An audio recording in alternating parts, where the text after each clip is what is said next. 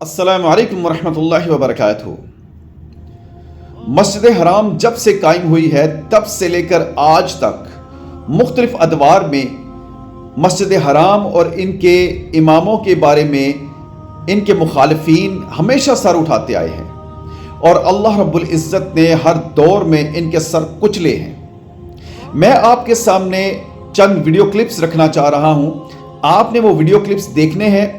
उसके बाद मैं आपको कुरान के अंदर से अल्लाह रब्बुल इज़्ज़त का फरमान दिखाऊंगा जो अल्लाह रब्बुल इज़्ज़त ने मस्जिद हराम और उसके इमामों के बारे में इरशाद फरमाया है।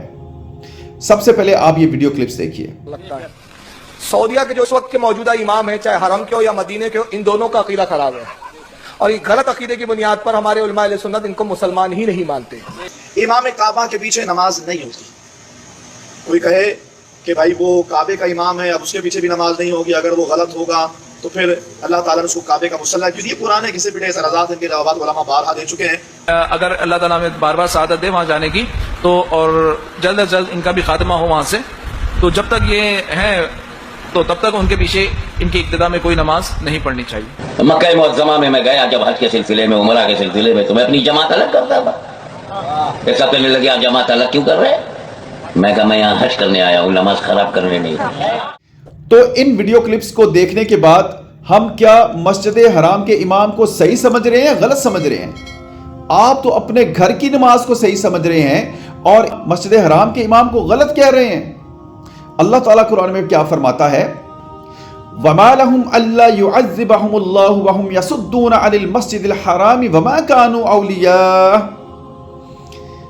इन औलियाउहु इल्लल मुत्तकून वलाकिन्न अक्सरहुम ला यअलमून।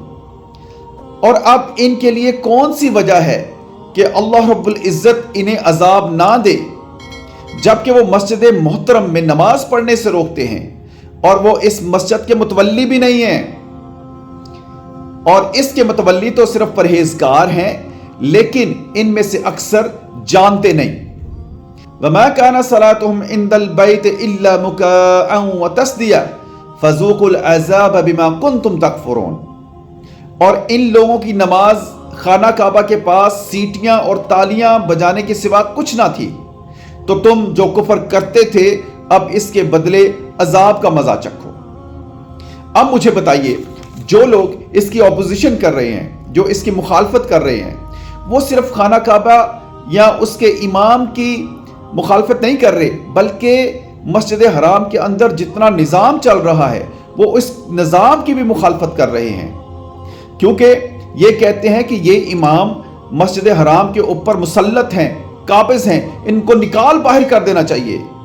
वहाँ तो हमें होना चाहिए था, हम उसके औलिया हैं, लेकिन अल्लाह रब्बुल इज़्ज़त फरमाता है वमा कानू औलिया, कि वो इसके औलिया नहीं हैं। इस घर के औलिया तो मुत्तकीन हैं, परहेजगार हैं। ये तो अल्लाह रब्बुल इज़्ज़त है जिसने इस मस्जिद हराम के सिस्टम को मेंटेन किया हुआ है, वरना आप लोगों ने तो हिस्ट्री में इसमें बुत रखने की कोशिश की, क्या कुछ ना करने की कोशिश की आपने इसकी मुखालफत में।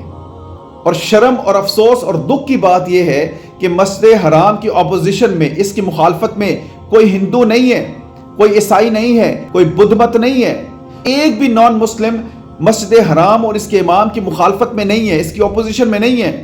ये हमारे अंदर ही बने हुए फिरके सो कॉल्ड मुस्लिम, ये उसकी मुखालफत कर रहे हैं।